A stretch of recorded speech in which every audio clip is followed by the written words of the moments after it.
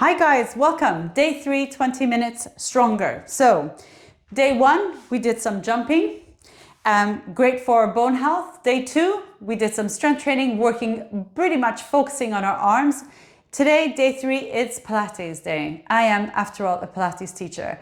We're not going to be overly focusing on core. We're going to be focusing more on joint flexibility and mobility and keeping them oiled and working well through all their ranges of movement and motion. So that's the focus on day 3. And you might start to be getting a glimpse into what my philosophy for movement is. And there is no silver magic bullet. You need a little bit of everything. So when I train, I try to bring in a little bit of everything because I really don't think that there's one form of exercise or one genre of exercise that is going to solve all health and physical wellness concerns. So we're going to start with some standing work, and we're going to keep our feet a little bit wider, so about shoulder distance apart. Your knees are soft and your arms are down by your sides. And I'm just checking my arm span with that wall next to me. And soft knees, so you're just not backing them up behind you, not locking them out. You're standing tall. We're going to start with that left arm reaching out to the left and the palm facing inwards when you come to the top. From here, I want you to think of that rib cage lifting slightly as you bend to your right side. And if you notice, I'm keeping my pelvis and my legs still. Then I lift back up, lower the arm, and we do the same on the opposite side. So right arm lifts, and then we come into that lateral flexion movement of the spine. So a side bend and lift back up. We're keeping the pelvis stable. Not because your body will break in half if your pelvis moves. We really want, the objective for that stability is we really want to focus the movement in the spine. We want to encourage the vertebrae in the spine to complete the movement. And if the pelvis starts to get involved, then we take away some of that movement from the spine.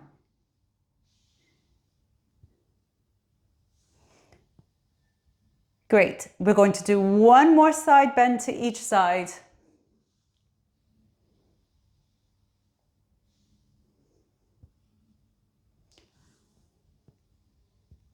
And then once we've done this last side bend, we are going to come into some spinal rotation. So for that, we're going to keep it simple. I'm standing with my feet slightly narrower, about hip distance apart. I've taken my hands behind my head, elbows so I can see them.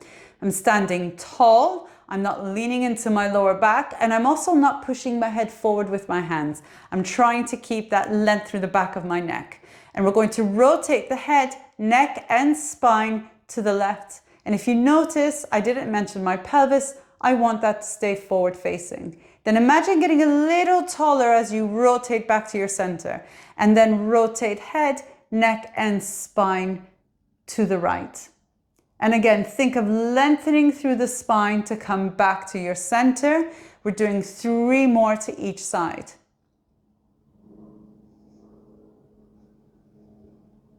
And just breathe easy.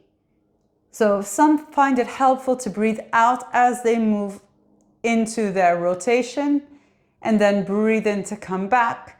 But I always find that if I prescribe breathing, it happens so often that people hold their breath. So I'd rather you find a breath pattern that works best for you.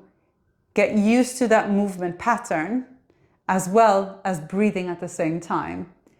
And then we can start thinking of being a little bit more prescriptive if needed with the breath. So we've done our waist twist. We're going to come into a roll down. Now, a little bit of a health warning with roll downs. If you have osteoporosis, it's better that you don't roll down. So please don't. It's a contraindication. You're going to, instead of rolling down, have your feet hip distance apart if you have if you're somebody with osteopenia or osteoporosis, and you're going to do heel raises. And you'll do 8 heel raises whilst we do 3 roll downs. So you're standing with your feet hip distance apart, knees soft, standing tall, nod the chin in towards the throat. You flex through the back of the neck. You flex through the back of your thoracic spine. That's your rib cage. Bend at the hips, arms just hanging, and think of the weight of your upper body being over the front half of your feet. And then roll back up. Think of that tailbone coming back to pointing towards the floor as you rebuild the back of your lumbar spine, the back of your ribs, your neck, and then your head. We're doing this 2 more times. Nod the chin, roll down. Think of the vertebrae bending forward one by one. Even if it doesn't quite feel like that's what they're doing. Maybe it feels like it's section by section, but if you visualize it, it can help mobilize the spine a little bit better. Last one. So it's a big flexion, forward flexion movement, and it's loaded because you're managing the weight of your head as you roll down. And then once you've done this last one, we're just going to come down onto hands and knees. And we're going to keep it nice and simple for hands and knees. I'm just going to turn myself this way. I don't like looking at the door. I don't know why. So hands under shoulders, knees under hips with a little bit of bottom sticking out. And we're going to do some simple cats and extended cats. So you're going to take your tailbone, tuck it between the legs, round through that lower spine, round through the back of the ribs, nod the chin towards your throat.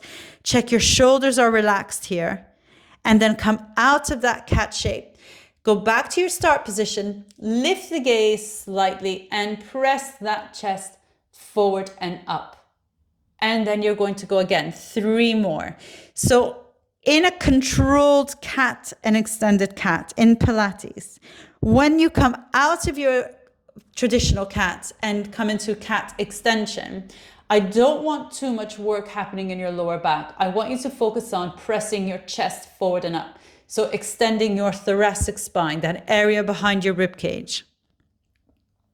And the reason is that's a really stiff part of our spine, especially in extension.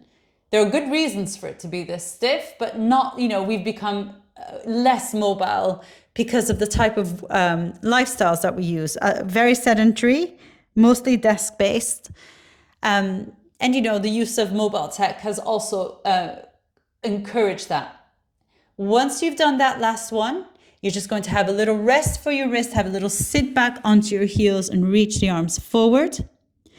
And I'm going to have a little check of the time and make sure we're doing well with our sticking to 20 minutes. And we are. So we're going to come back onto hands and knees and have the hands under the shoulders, knees under your hips. You're keeping stable in your pelvis and spine now. So you've got a little bit of bottom sticking out. You just want to show off those natural spinal curves. And I want you to take your left leg, slide it away. Before you lift that left leg, you're going to connect into your tummy muscles. And then you're lifting. Watch that you haven't twisted that pelvis. You're keeping the hips square to the mat below. And we're going to circle in that hip joint. 6, 5, 4, 3, 2, 1, and then reverse opposite direction. Take care that the circles are coming from your hip and not your knee. And then bring that foot down, slide that leg back in, and same on the opposite side. Slide that right leg away, tummy muscles ever so slightly connected to support the lower back as you lift that right leg. 6 circles to one side. And then we reverse.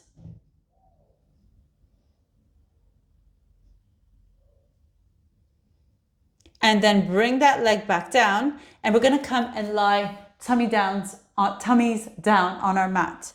So you're going to have your hands, I'm just scooting down a little. Have your hands in that kind of, we call it a don't shoot me position. So your hands are roughly level with your face, your elbows are down, your forehead is down. Before we start, take your feet a little wider. So you want them to be about the width of the mat and your heels rolling inwards. And you're going to take your tailbone and nudge it downwards and have a little shuffle of your ribs so you feel like you're nice and flat against the mat. And you're going to slide your nose forward, lift your gaze, and just peel the front of your rib cage off the mat. Just a small, we call it a baby cobra, not a full one just yet. And then lower back down. So we're going to come into some spinal extension, but I want you to be ready for it. So when you lift the gaze and peel the chest off the mat, just get a sense of how that feels in your spine, and then lower back down. And we're going to do one more, again, just preparing the spine for a bigger movement when you do a full cobra. And not everyone will be comfortable with a full cobra. So if you come into your first full cobra, which we're going to do now, and it doesn't feel right, you go back to doing the mini ones we've just done. And if you're happy with that full cobra, we're going to continue. You're going to slide your nose forward, lift the gaze. Think of your head reaching for the wall in front of you, then reaching up to the ceiling as you press the floor away. And then you're going to lower the front of the hips back down, your tummy back down, your ribs back down, redraw that line with your nose and rest your forehead on the mat. And again, slide the nose forward, lift the gaze, lift the chest, push away from the floor, and then lower back down, nice and controlled. Redraw that line with your nose and rest the forehead back on the mat. We're going to do 3 more. Big spinal extension, thoracic spine, lumbar spine. You are also extending through the front of your hips. And of course, you're also extending through your cervical spine. That's the back of your neck. So once you've lifted the gaze, your neck has come into play. You lift the chest, it's the back of your ribs. You lift the tummy, it's your lumbar spine. And then you press fully up and it's your hips. 1 more, really lovely exercise. Last one, this one. And then as we're already down on the mat, you're going to take your fingertips, have them touching, and rest your head on the back of the hands. I'm just scooting up slightly so my legs have a bit more room behind me. And you're going to stay tummy down, but I want you to lengthen your feet, bring your feet a little closer together, about hip width apart with your legs. Now you're going to lengthen that left leg and lift it. And I want us to do circles in that left hip joint. You're doing 6, so I've got 3 more. And then reverse, opposite direction. So you're doing circles, but your hip is slightly extended. So that's what makes them a little different, a little more challenging, and then relax back down. We're also working on hip extension. And often we've got, tight hips from being sat all day. So it's a really nice way to add some extension work in the hips. Now, same on the right, lengthen and lift that leg and circle. 6, 5, 4, 3, 2, 1, and reverse. 1, 2, 3, 4, 5, 6, and relax. Great. We're going to come up. Have a little stretch for your lower back after being in prone and after doing the extension. You're in rest position. Really tuck that tailbone between the legs. And then we're going to come to lying on our backs. So if you've got some head cushions at home, they need to be quite small. You can use them. So this is what we typically use in a Pilates class. If you haven't got them, then you can use a folded up towel that would look a little bit like this. I only need the one, so I'm just going to use the one for my spine curls. And you're going to have the cushion behind your head. You know you need more than one if you have a feeling of when you're lying down that your head is dropping back too far. So if that's the case, then you want to add another cushion underneath your head. So your feet are hip distance apart. You're in a position this is called relaxation position. Knees are hip distance apart. We are resting in a more neutral type of spine. And what that means is you're not taking your pelvis and rolling it in, so you're not imprinting your lower back on the mat, which is what I've done now. Nor are you just lying down, arching your lower back. You're kind of in between those two extremes. And you're going to keep your arms down by your sides. We're keeping spine curls, bridges, whatever you prefer calling them. We'll call them spine curls for simplicity for this.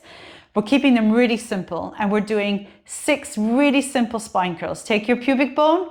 Now you are rolling that pubic bone in towards your belly button, which means you will have imprinted your lower back into the mat. And then once you've done that, you're going to start peeling that lower spine off the mat and opening the hips to the ceiling. Watch here that your feet or toes aren't lifting off the mat, that your chin isn't dropping into your throat, and that you're not lifting the ribs up to the ceiling. And then take the back of the ribs back down, the lumbar spine back down, release the pelvis. We're doing that 5 more times. So pelvic tilt, lift the hips to the ceiling, open the hips to the ceiling, and then lower back down, nice and sequentially, All in the reverse order, release your pelvis. 4 more.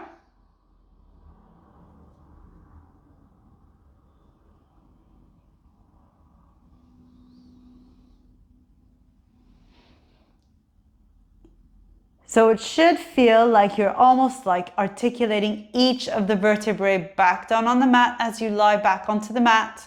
And as you lift into your spine curl, almost like your spine is a string of pearls that you're picking each of the vertebrae off the mat.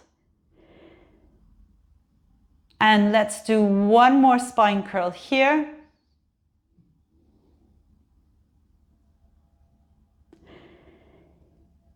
And then keeping this nice and easy going. We're going to do hip rolls, but we're going to do hip rolls with the feet down. There are more difficult versions, but this isn't about that. This is about mobilizing your joints. So we're not loading and doing overly challenging movements for this day 3 session. Feet together, knees glued together, inner thighs pressed together, arms slightly wider with the palms facing up.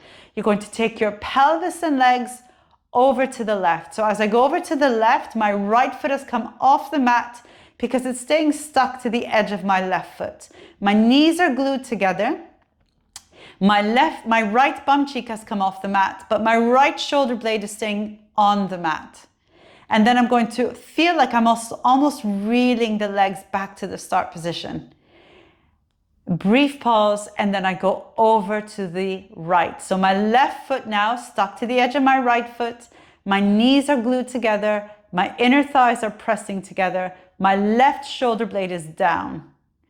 And then I'm going to bring everything back to the start. We're just doing 3 more to each side. So it is a stretchy feeling type of movement, but it's a very controlled one. I'm not taking my legs and dropping them all the way to the floor. I'm going only as far as I can keep the legs glued together, and I can keep my shoulder blades down on the mat.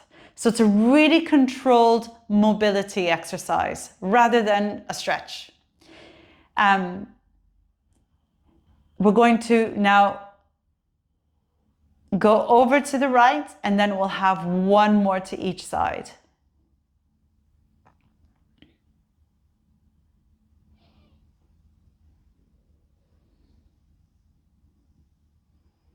Remember, if you start to feel like your knees are coming apart, you may have gone too far with the legs, or you may just have forgotten about your knees staying together.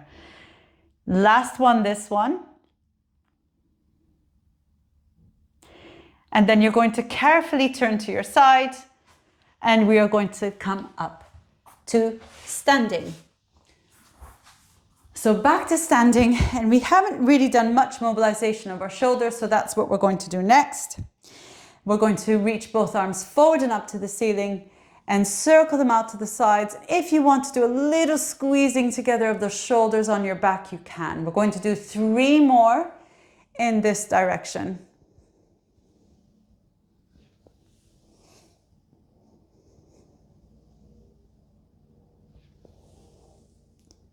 And then we're going to do the same, going to the opposite side. Out to the sides, up to the ceiling, and float down. And 3 more in this direction.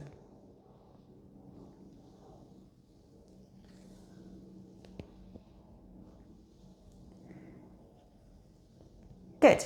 And we're going to stabilize the arms, or keep them down by, what a fancy word for just keeping them down. Keep them down by your sides, feet hip distance. And I want us to mobilize our neck a little bit before I set you free. So to get our necks into the best position, you're going to take a finger just in the middle of your chin and just pull the head back slightly. And once you've done that, what I want you to do is just nod the chin in towards your throat, little double chin, hold for a few seconds, and then release. And you may feel a little bit of like a activity going on in the back of your neck. That's what we want. Same again, just a few second hold of that double chin.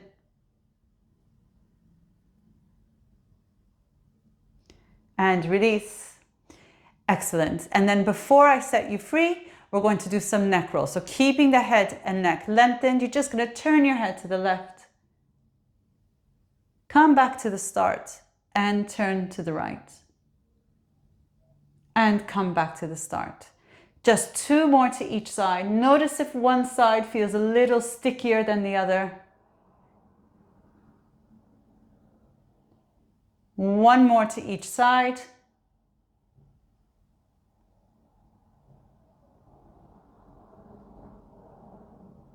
And then you're done. So that's it. Just a little bit of mobility work. 20 minutes. Done.